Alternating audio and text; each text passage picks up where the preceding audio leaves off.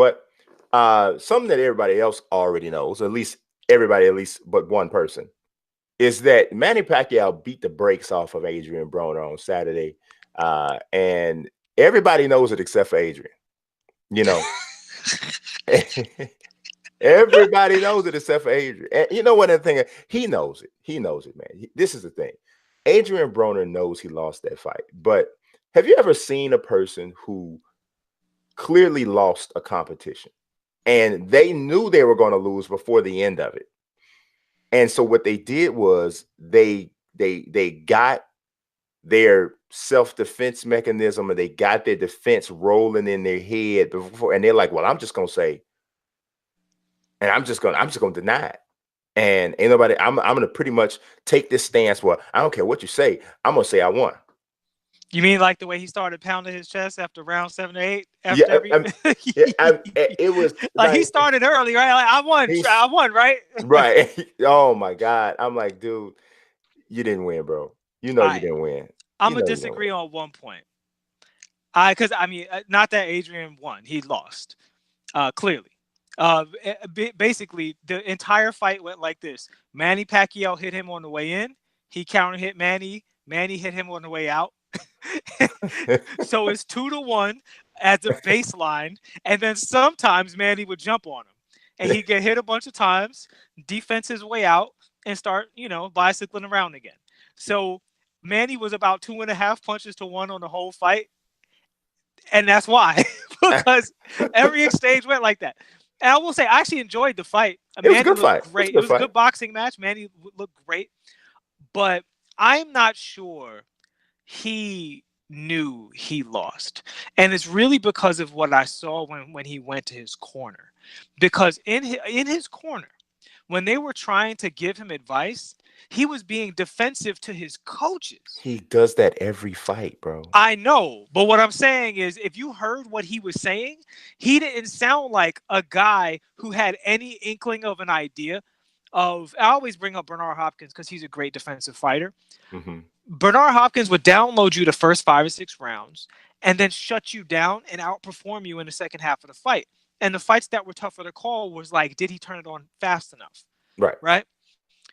He didn't have the idea in his head that he needed to change anything. See, okay. So I think my rebuttal, just to close my argument, my rebuttal is I think he is that ignorant. No. I think he might have maximum ignorance. I think you underestimate his ignorance. No. I'm giving him more credit than that. No. I think he might be the GOAT right now. No. Here's the thing. Broner knew he lost his fight. Maidana broke Broner. And what I mean by that is Broner is terrified to exchange now. Yeah. Broner's whole posturing is to protect himself, not to get caught. And that happened after Maidana. Yeah. Now, Broner has an outstanding chin. He has an outstanding chin. He's only been dropped twice ever. I think I've only ever, he got hurt against Pacquiao, and then the only other time I've seen him be hurt was against Maidana. He got dropped twice against Maidana, got hurt 4 or 5 times. But that fight changed him. The thing with Broner is Broner was undefeated, and he looked like a world beater at 135. At 135, he looked like, nobody was going to touch him. The problem is, no pun intended, is that now his body has kind of matured up out of that range. Yeah. He can't make 135 anymore. Also, I don't think he has the discipline to even come close. Mm-hmm. But he just probably can't make it anyway. He's too muscular in the neck and arm and shoulder area. His body just is not going to really carry that 135 anymore. But the problem is he doesn't have the same power at 147 that he had at 135. So he fights this slap boxing street alley style on the back foot. Wow. Like you've seen guys slap boxing in the street. His style is very similar to that. And he does have quick hands, but he's very economical with his punches, but he doesn't have the power to get the payoff that he used to get. He used to be able to counter punch, counter left hook, counter straight right after you throw a jab or after you come in with a wilder shot. He used to be able to counter with those punches, and they would have a bigger impact when he landed. At 147, he's not getting the same impact.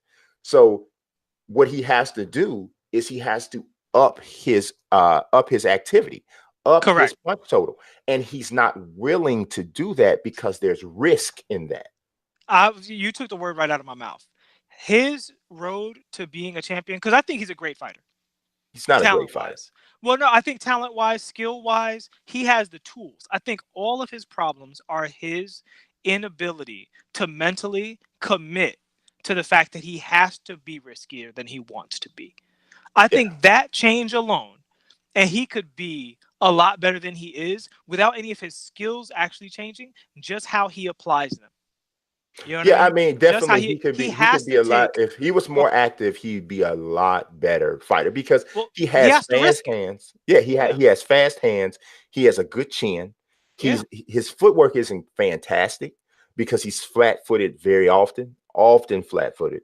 But it's not horrible either. It's not totally just and he has good protection above the waist. Yes, and also the secondary protection is that he can take a shot. Yeah, so and that's the thing. But he has to be more active. He would be a guy who could potentially knock guys out through cumulative punishment, but he simply doesn't dish enough punishment to get that result, and that's really his problem. Like I don't think it's either he doesn't know how to win rounds or he's not willing to do what it takes. And I think it's that he's not willing to do what it takes because Broner has had multiple trainers, and they all have told him the same thing. Like what you heard in the corner for that fight, you could run it back about 6 or 7 fights and you hear a different trainer saying the exact same thing to him. Dude, you got to get busier. You got to get busier. You're not throwing enough punches. You're not throwing enough punches.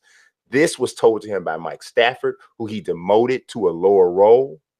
Kevin Cunningham's telling him this. Every analyst that has ever watched has said this. Paulie Malignaggi wrote the blueprint on how to beat Broner.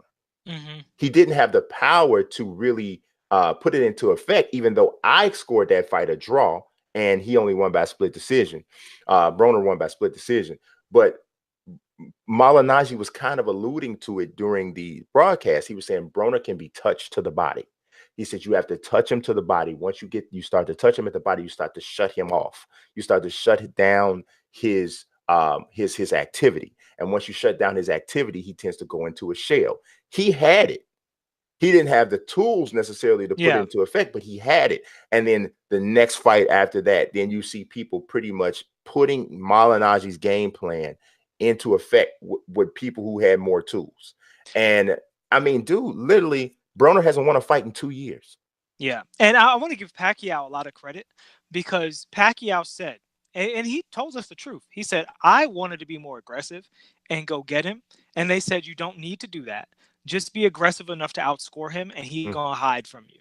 Yeah. And he said, and that's what he did, and that's how I won the fight. And that's 100% true. And I think it's also true that if Manny really wanted to, this would have put him in a little more danger. But he could have gone and got him. And I think it was very smart for him not to do that. Because I think in the fight, Manny sensed, man, if I could, go and get this and make this more of a war, but I'm winning. So if he going to sit here and lose, fine. Yeah. Which is why it's so funny that Broner's in denial and, shouted out the way he did. By the way, for all of our watchers, if you guys can find that video of Broner's speech, you might even know what I'm talking about. Yeah, I know exactly what you're talking about. Being superimposed over TJ Dillashaw's at the end of that is hilarious. It's Broner's words with TJ Dillashaw lip syncing after he lost to Cejudo. Brilliant.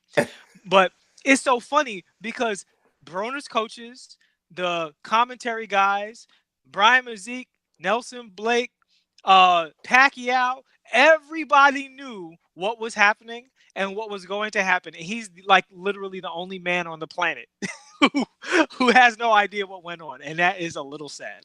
Yeah, I mean, anytime somebody asks you, "Did you win a fight?" and your response is, "In my mind, I feel I did." I don't care if we're talking about in the street or wherever. If that's how you respond, you know you lost that fight. Yeah. You just don't want to admit that you lost that fight, but you lost the fight. And so yeah. I don't. I mean, dude, Broner, they have to be extremely careful with who they put him in the ring with next, because he's lost. Like I say, he hasn't won a fight in 2 years, man. Jim Gray told him, "You're 3-1 in your last 7 fights," and he tells Brandon, "Well, I'll be 7-0 against you." I wish I had been able to give Jim Gray the proper comeback. But Jim Gray had a decent one. He said, "Oh, well, that wouldn't really mean much." I would have told him, "Well, you would still have to throw more punches than you threw tonight." Because either way, bro, it wouldn't matter. That doesn't, what you're saying doesn't change anything that happened. You lost tonight. You lost because you didn't throw any punches. You can talk about fighting me all you want, but that really doesn't help you. You still lost tonight. So, dude, bounce. You know, I mean, well, let's be real. There's a segment of the audience watching that show that was real embarrassed by his post-fight speech. Absolutely. I mean, honestly, you know, I have a really good Jewish friend, and we were talking about it. And I'm very honest with him when I talk, right? Super honest. I say everything, right? I told him, I said, Broner is one of those guys that embarrasses black people. Yeah. He's one of those guys. He's one of those guys that, you know, when he starts to talk, most black people with any sense just go, "Oh my God, oh God, just stop. Just don't say anything. You're ruining everything we accomplished." This is like 50 years of upheaval just being thrown out the window with every word. You're killing the whole race. This is how we, and I know that's not true, right? No, he only said black people back on like 2 weeks maybe. That's it. Yeah, we be all right. And I understand. Like I know that anybody who is going to use Broner as their measuring stick or their definition of African Americans are pretty much racist anyway. He's not even a measuring stick for boxers in his weight class, height, weight, and gym. No, he's not. He speaks for Adrien Broner and no one else. But he said he got the hood with him. He said he got the hood with him.